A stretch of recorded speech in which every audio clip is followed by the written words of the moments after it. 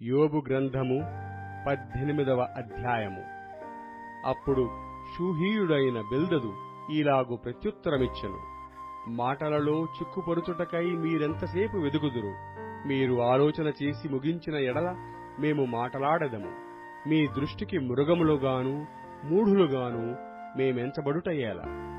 కోపము చేత నిన్ను నీవు చీల్చుకొనువాడా, నీ నిమిత్తము భూమి పాడుగా చేయబడునా?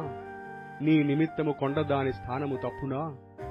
భక్తిహీనుల దీపము ఆర్పివేయబడును, వారి అగ్నిజ్వాలలు ప్రకాశింపకపోవును. వారి గుడారములో వెలుగు అంధకారమగును, వారి యొద్దనున్న దీపము ఆరిపోవును. వారి పటుత్వము గల నడకలు అడ్డగింపబడును, వారి స్వకీయ ఆలోచన వారిని కూల్చును. వారు వాగురల మీద నడుచువారు, తమ కాళ్లే వారిని వలలోనికి నడిపించును. బోను వారి మణిమను పట్టుకొనును, వల వారిని చిక్కించుకొనును. వారిని చిక్కించుకొనుటకై ఉరి నేలను ఉంచబడును, వారిని పట్టుకొనుటకై త్రోవలో ఉచ్చు పెట్టబడును. నలుదిక్కులు భీకరమైనవి వారికి భయము గలగజేయును, భయములు వారిని వెంటాడి తరుమును. వారి బలము క్షీణించిపోవును, వారిని కూల్చుటకు ఆపదగాచియుండును.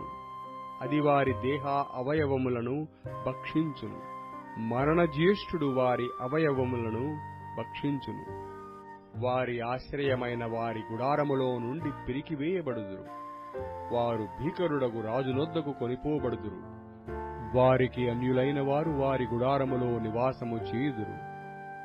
వారి నివాస స్థలము మీద గంధకము చల్లబడును, క్రింద వారి వేళ్లు ఎండిపోవును, పైన వారి కొమ్మలు నరకబడును.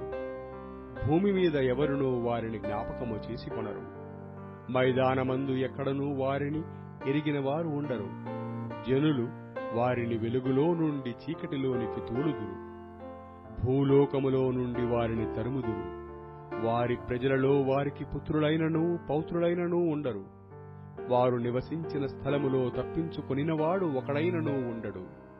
తర్వాత వచ్చిన వారు వారి మీద పడిన శిక్షను చూచి విస్మయముందుదురు.